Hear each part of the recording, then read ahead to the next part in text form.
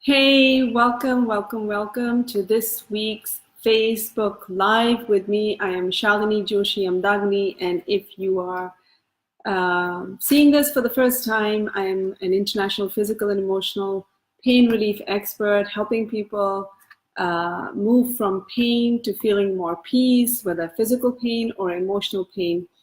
And I'm doing these Facebook Lives every week, every Thursday, 11 a.m. Bangkok time. That's where I'm based.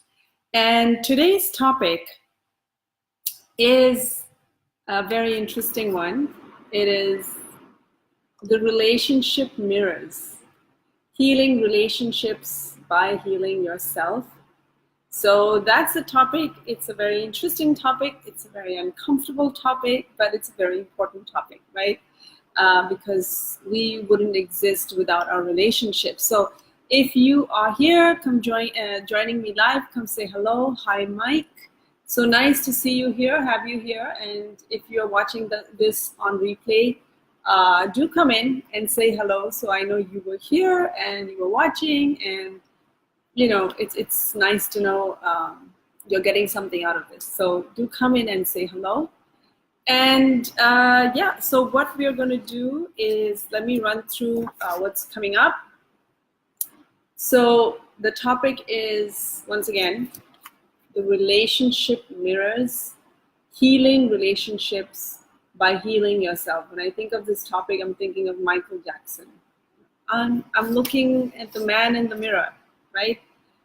And so we are going to cover the following topics today. So number one, and this may be a bit uncomfortable for some people who've never, visited this point of view, but that's okay. Everything and everyone is a mirror, okay? And number two is different faces and same issues, and this is basically a story, a bunch of stories, right, that I'm going to be sharing with you. Number three is, what are you really seeing in the mirrors of your relationships? What's actually being reflected back to you? We'll be looking at three things that other relationships are reflecting back to you about you, okay?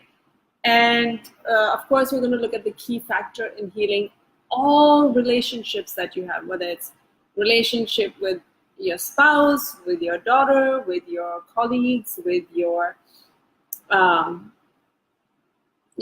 with your staff, or even relationships, other relationships, right? Your relationship with your body, your relationship with money, your relationship with, I don't know, everything that you have a relationship with in life.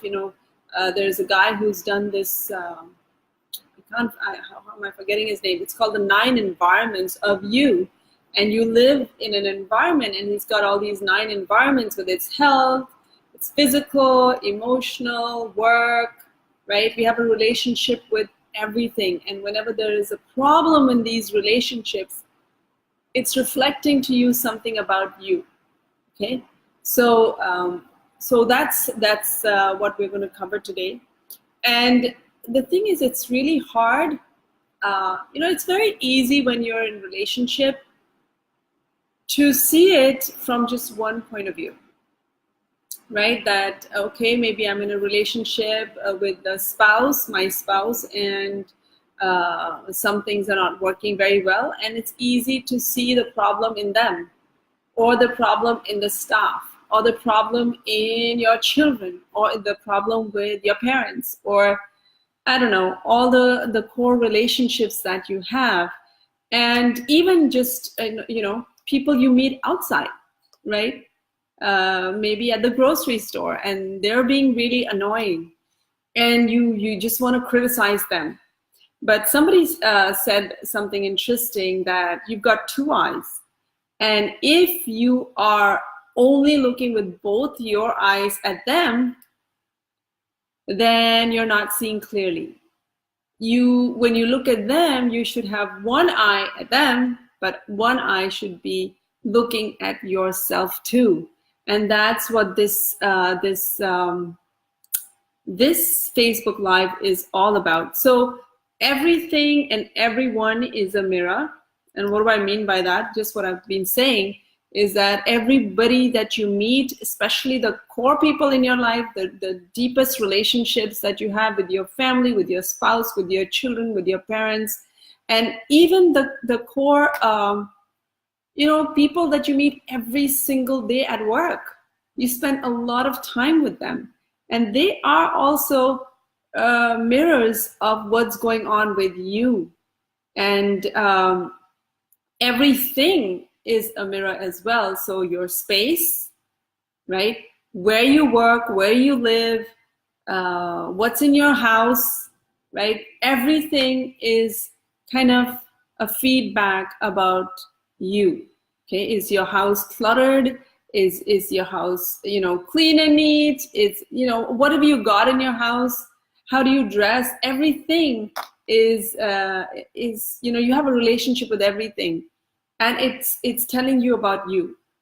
I don't know why this image is coming up with Steve Jobs wearing his blue jeans and black shirt all the time, and that is, that's his. That shows you that he's just very simple-minded in terms of he doesn't want to. His focus is somewhere else, and his relationship with his clothes is very simple. I don't know why that random example came up right now, but so everything and everyone is a mirror, and so different faces and different, but the same issues. So I have had clients who I remember there's an executive, a very senior executive, and he was complaining about how his boss is so critical. And no matter what he does, he's going to look at the one thing that he is doing wrong. And I asked him, okay, is this the first time you've had this kind of a boss? And he thought for a minute and he said, you know what? I've always had bosses that have criticized me. So it's like different faces, but the same issue, okay? And notice the common factor in all of these different faces is you, right? And so you can see them as a problem, but there is a common denominator in all of these different bosses that you've had, and that's you. So that says something, right? It's reflecting to you something also about you. I've had clients who have been in a love relationship, and they say, Shalini, I just can't trust this person, and I'm always, I'm so anxious. So they're showing up because they have anxiety, and it's anxiety about this person that they're in a relationship with, where they just can't trust that person, and somehow that person, says that I'll meet you at this time and doesn't show up, and it goes out on their own and doesn't pick up the phone. And so there's this fear and there's this dis-ease in the relationship because you just can't trust them, right? And again, that's not the only relationship they've had with a partner, with a love partner. And once again, it's different faces and the same issues. I've had clients who've moved countries, right? And they end up with, on the surface, it looks like something different is going on, right? Oh, I really like this person, so different from my other relationship, and blah, blah. And after a couple of months, it's the same issues that keep surfacing, whether it's issues with trust and whatever the case may be. So, maybe it's time to, or people who are just jumping different jobs, from one job to another job to another job, and usually the underlying issue is the same thing. So, it's interesting to observe it instead of just randomly just moving around and saying, okay, I just get these bad bosses, or I just get get into relationships where I can't trust people, right? So that's a story. And so what are you really seeing reflected back in these relationships? Okay. Number 3, what are you really seeing in the mirror of these people? What are you seeing? What are they reflecting back to you about you? Shalini, I'm so, I never not show up when I tell him, or I'm always doing my stuff, and I'm just not like them. I'm so different from this person. And on the surface, it really looks like you're so different. How could you be together? He is so this, and he's so irresponsible, and it could be your son. I say this thing to my son all the time. He's so irresponsible. And he seems so different. He's so careless. He's throwing his bag on the floor. He's throwing his toilet, the towel on the floor. And I'm saying, I'm not like that at all. I'm not like my son at all, right? And so there are these clients who will say, but I am so different, so unlike him, and he's this and he's this. So there's this blame thing going on, which is fine. But what are these relationships reflecting back to you? There are basically 3 things that relationships reflect back to you. Number 1 is your own beliefs. Number 2 is your qualities. And number 3 is your actions. So I wrote it down somewhere. And yes, it's really uncomfortable. It's really uncomfortable to even accept or digest this, right? It's very hard to say that maybe you're in a really challenging relationship and you are the person who's trying to make everything work, and the other person is doing all the wrong things, and so you've been doing this blame thing, and then suddenly you hear that that person is reflecting back to you about your beliefs and your actions and your qualities. Doesn't make sense at all, right? And I know it's something that 11 years ago, this was very painful for me to hear too, because I heard that you create your own disease with your thoughts. And I was desperately trying to be away from, get rid of my disease, get rid of my pain. And someone telling me, hey, you created this yourself. I felt like somebody was giving me a whack on my face. And how the heck am I? I'm the poor victim. I'm the one suffering. And for me, I'm a mom, and look, I can't be a regular mom to my kids, and I'm out of my job, and I'm stuck on my bed, and it's not my fault, and this shouldn't be happening to me, and poor me. And that whole sob story was very much who I was being, until someone told me in a seminar that, well, they told the whole seminar, all the people there, that you create your own disease with your thoughts.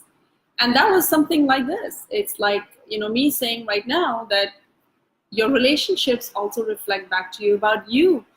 And I didn't understand it back then. But then, of course, as I started realizing, it's not that I'm consciously saying, I want to be sick, I want to have pain, and I want this bad thing in my life. But we create things by default. We don't even know we are creating this, and it happens by default. So what was happening to me back then was I had a lot of anger and frustration and irritation and guilt and shame and all kinds of dis-ease in my life, in different areas of my life. And I was creating this pain in my life. And relationship pain is very much the same thing. T. Harv Eker, known for his book Millionaire Mindset, he talks about these 4 quadrants: physical, mental, emotional, spiritual. And he says the physical output, what you see out there in the physically manifested world, whether it's your health, whether it's your wealth, whether it's your relationships, everything is a result. It's kind of like a printout of what's going on emotionally, mentally, spiritually inside of you. So whether it's a disease, whether it's health issues, whether it's health symptoms, whether it's money symptoms, not having enough money, or it's relationship pain. It's all the same thing. And so I don't know if it's making sense to you, but that's where that's what's going on in relationship pain. It's the pain is reflecting back to you something about you. Okay? And I'm not saying the other person has nothing to do with it. Of course they do. But it's also reflecting, like I said, that one eye on that person, but also one eye on you. Like, what am I doing? What am I doing to contribute to this? And it's very painful and very uncomfortable.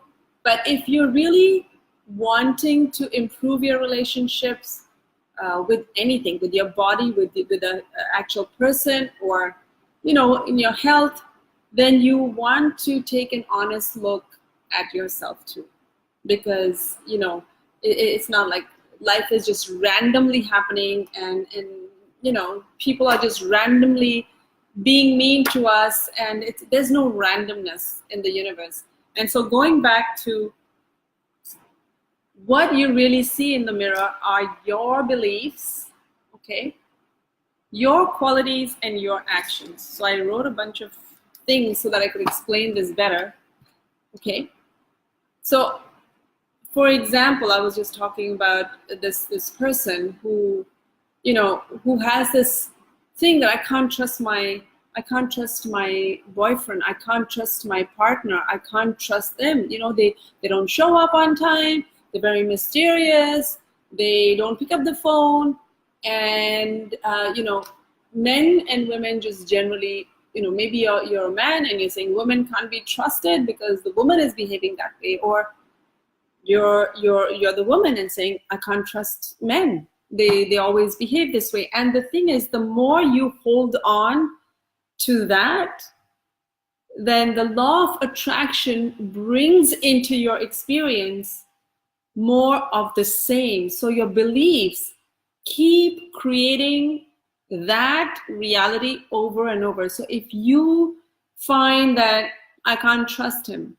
I am not, it's hard to trust him, then there's a belief inside of you that's recreating the same experience over and over and over. It's like the seed is planted, men can't be trusted, and what grows, the plant that grows is proof. So you prove yourself right over and over and over again. And so what you are thinking about the other person is reflecting to you about a belief you've got going on. It's like a seed planted in your subconscious brain, and that keeps, that's the fruit that you keep seeing over and over again, whether you go from a relationship with this person or the next person or the next person, you'll keep seeing the same thing. Why? Because the seed is inside of you, and you'll go from one, because it's not, a lot of clients, it's not just one person they've had issues, trust issues with. It's all the relationships, right? And in fact, it goes way further to dad or mom or whatever was going on back then, because that's when the initial seed got planted. And that's a whole different discussion, but that's what's going on with you. So you're being reflected back to you what your beliefs are, okay? And how do you get these beliefs? I was just saying, through our experiences, through our interactions when we are little babies. That's where most of our experiences and beliefs are set, right? Because when you're born, you're just transparent, you're like a sponge, and you're watching what's going on. If dad and mom are having relationship issues, or there's whatever you're observing, then that gets planted in your subconscious mind, and that shows up over and over again. So the other thing that gets reflected back is your qualities. And I know you're saying, Shalini, I'm not like this other person. I'm not like my son. I'm not like my husband. I'm not like, and their qualities are so different. But if you really want to be honest with yourself, give it a thought. So for example, if you like something in someone a lot, right? if you really like that they're so caring, they're so compassionate, they're so fun, they're so fun loving, that quality is in you too. Okay, that quality is in you too. But if you're saying this person is so controlling, so bossy, so what have I got? Jealous. They're very jealous, right? They're very jealous. Maybe the person is very jealous about the relationship, and they feel very jealous that you are, you are hanging out with this one or that one. Then you have that too. And you might say, wait a minute, Shalini, I'm not jealous. He can be with whoever he wants to be. I don't feel jealous at all. Well, that's not what it's about. It's not like my son is irresponsible and I'm irresponsible because I throw my towel, I throw my school bag. That's not what it's about. But if I'm saying my son is irresponsible and I'm seeing that he's thrown his school bag on the floor and blah, blah, it's not that I'm throwing my school bag. I don't have a school bag, but I am being irresponsible in some other area of my life as well. Okay, and that's what it's reflecting back to me. So it's one eye on my son and one eye on myself. Okay, so if you are saying that he's so jealous, he doesn't let me hang out with, XYZ, doesn't mean you are jealous of them hanging out with others. It's not a direct thing. It's like, where do you feel jealous in your life, in the different areas of your life? Maybe it's in work, maybe it's with a coworker, maybe you're competitive and you feel, whatever. So it's not that I see this in you and, and that's in me because that's the same way I feel about you. It's not like a direct thing. It's more like what I see in you, I have that in me in other areas of my life. Okay? So I find myself saying, my daughter's so stubborn in this regard. And I know that's true for me. I'm not stubborn in that regard, but I'm stubborn in other regards, right? So whatever qualities that you are seeing in the other person is in you too. If you say he's controlling, maybe you're not controlling in the way he is, but maybe you're controlling in other areas. And it's really hard to look at yourself because we all want to see only the good parts of ourselves. And, in this world of duality, there is light and dark, and we all have our shadow selves, the parts that we hesitate to or don't want to look at. And it's so true in relationships. And that's why relationships are wonderful reflectors to us about us, and they are the one area of our lives that can really help us grow and learn and become better whole human beings if we choose to, right? If we are brave to be honest enough and take a deeper look. Not just look at the surface, like the symptoms, like the diseases. Oh, this is happening and I need to get this treatment, and fixing ourselves from the outside. And if you're not going to look at what created that, what's the cause of that, then it's then you stay in a painful cycle because you'll never understand how to fix it at its root level. Okay, so actually every day you'll get clues about yourself. It's so weird. There was a time when I was having financial, some issues with finances. And I go to the supermarket, actually it was Boots, and there's this guy, and he was fighting for the longest time with the cashier about how expensive this medicine was, whereas in Cambodia, it was 3 times less, 3 times less, and how come here? And I'm thinking to myself, why am I in this queue listening to this conversation? And he was reflecting back to me, this random stranger, okay? Because I pay attention to these things. Because I'm alert, I'm aware, I know there's no randomness in the universe. And I thought, okay, that's interesting. It's kind of what I'm feeling about money issues right now, and that's what is being reflected. I've had so many such experience, and if you're really aware and consciously living your life, right, not just subconsciously by default bumping and everything is random, then you'll start to notice these things. And it's so interesting, amusing, and a learning thing. For it can be a learning thing, right?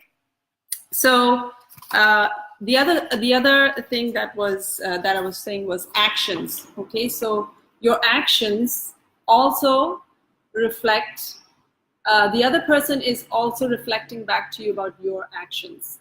So, for example,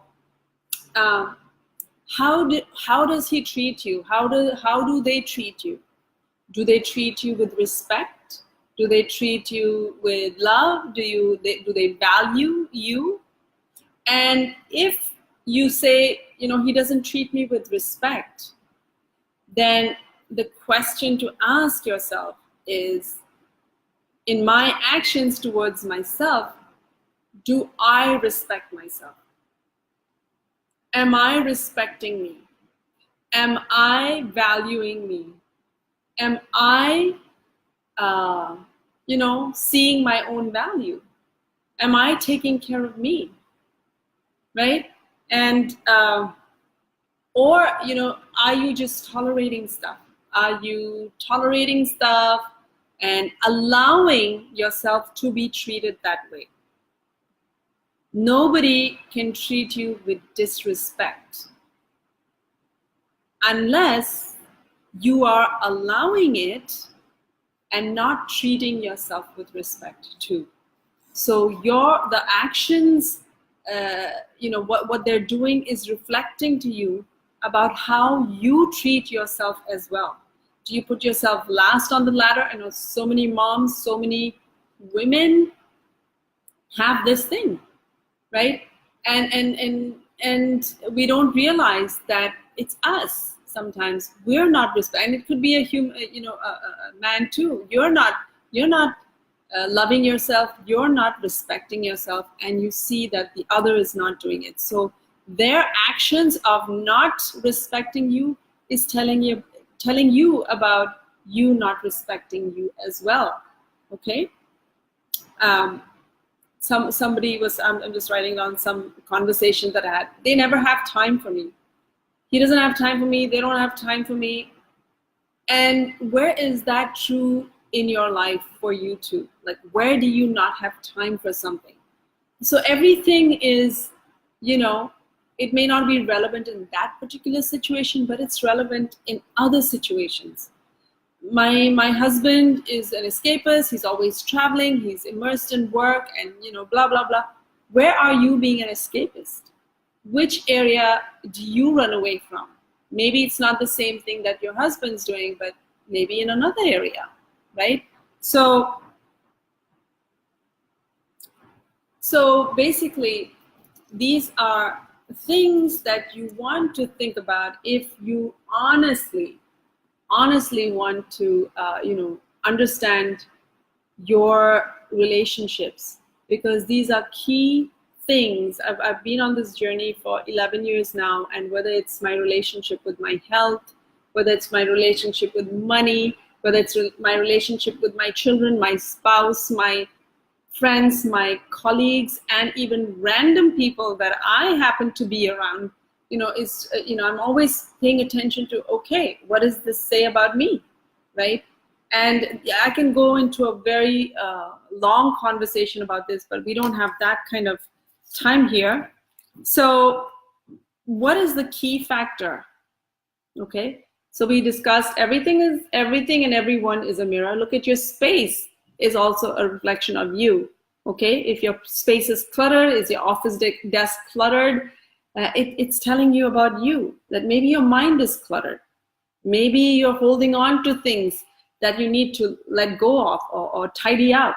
Okay, different faces, same issues. What are you really seeing in the mirror? And the key factor in healing all relationships, and I'm talking about relationships with people, relationships with money, relationships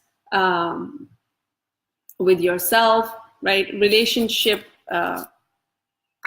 with your work, every relationship, the key to all healing all relationships is basically healing yourself, loving yourself, okay? Because that's the primary relationship that you have. The first relationship you have before mother, father, everybody else is yourself. And when you are not at peace with yourself in different areas, then that's going to be reflected back to you. As Mahatma Gandhi said, I put it very, last minute thought, be the change. Be the change you want to see in others. Be the change that you want to see happen around you.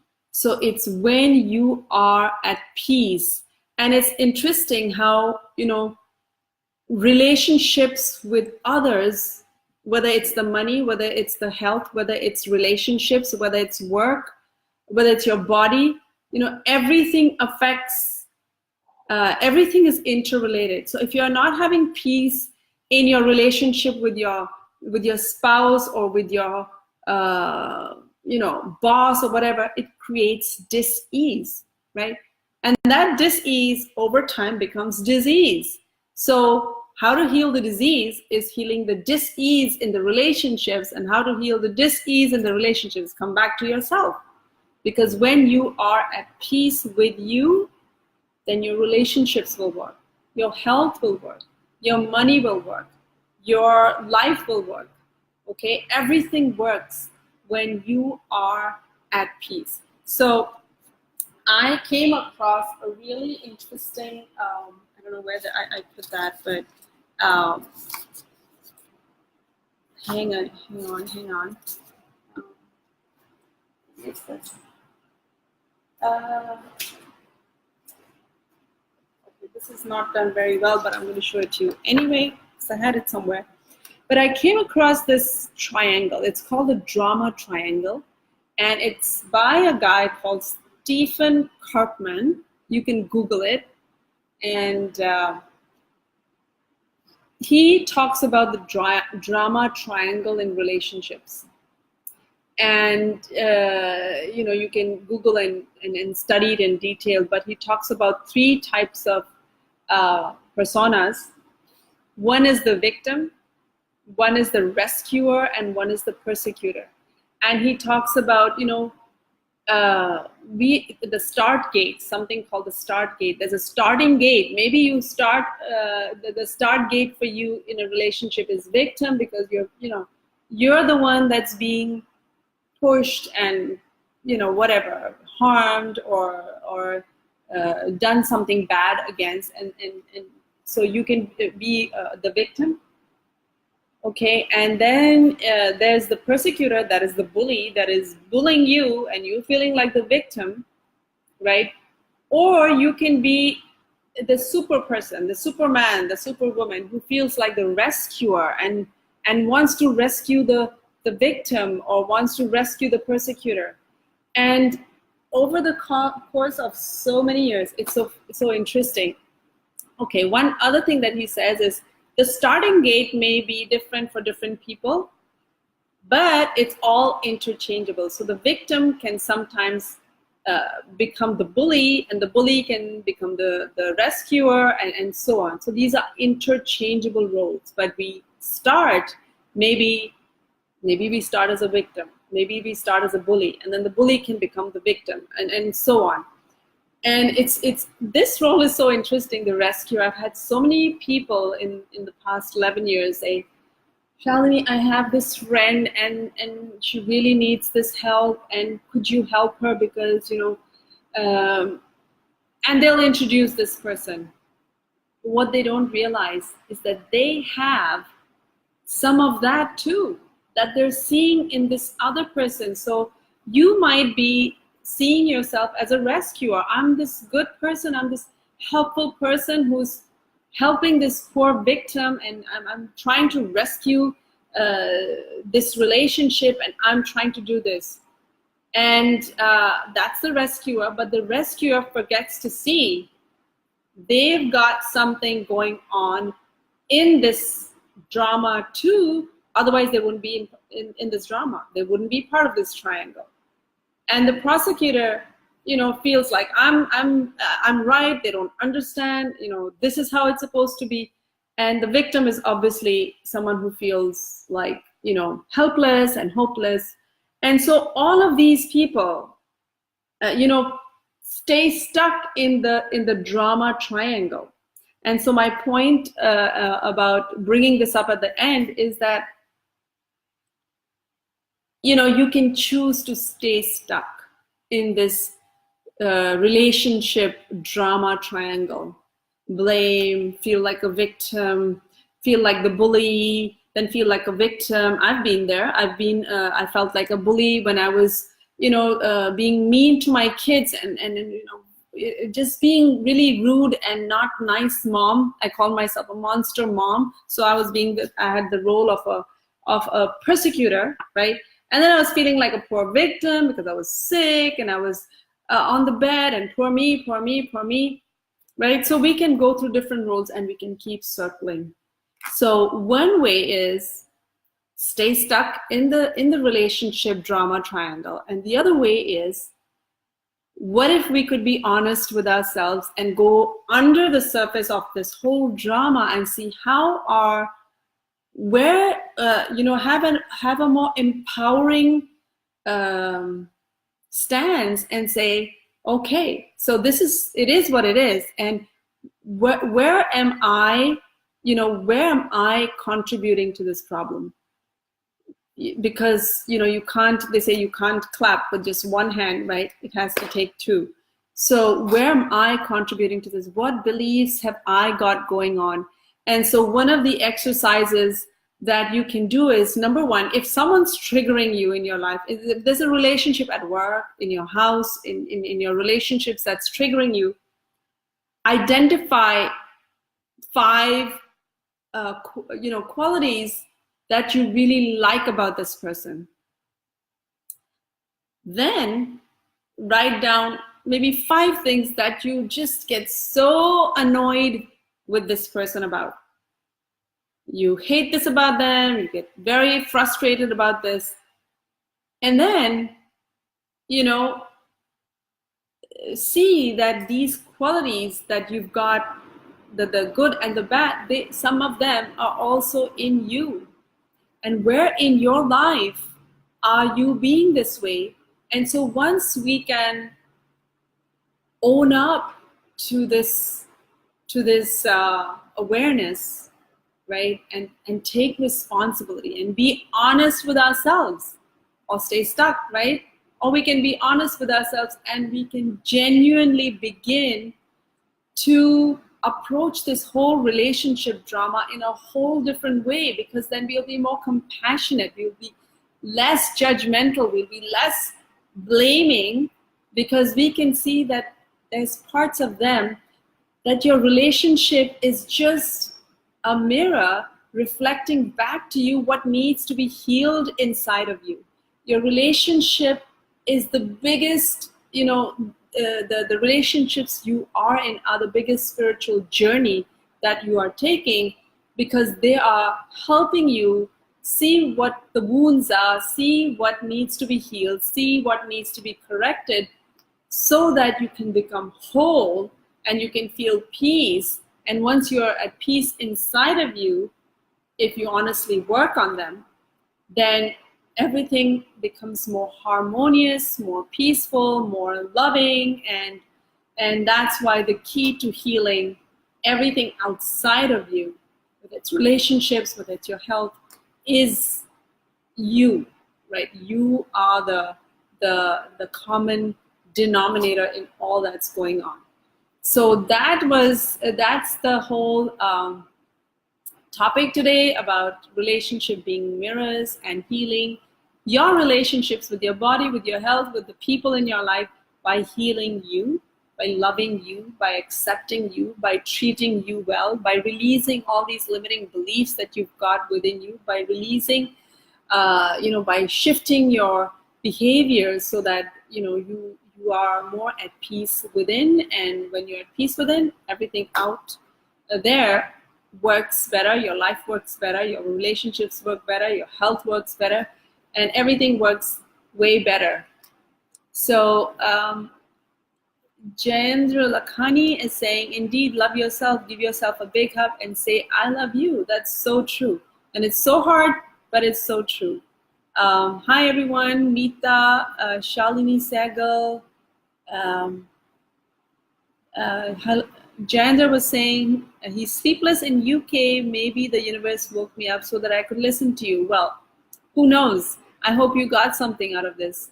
So thank you guys for joining. I hope you got something out of it. And if you're looking to get personal support, if you feel like this, you know, you're stuck in relationships pain or whatever pain, and if you're looking for private getting expert guidance and want to work with me, I'll put the link above. And if you want to join me in my private Facebook group that I've recently started, it's a private membership group where we do a lot of tapping. Here I don't do the tapping, I'm just sharing stuff. But in the private group, we're doing tapping to clear and let go and release and all of that stuff. So if you are interested in that, the link is posted above. I would love to help you, support you, guide you in using the tapping tools and lots of other tools. So thank you for joining, and I will see you again next week. And in the meantime, you know, try this exercise and move forward, being curious about who's showing up in your life, and it becomes a wonderful game, really, and not so serious. So I'll see you again next week. Thanks for joining. Bye. Bye-bye.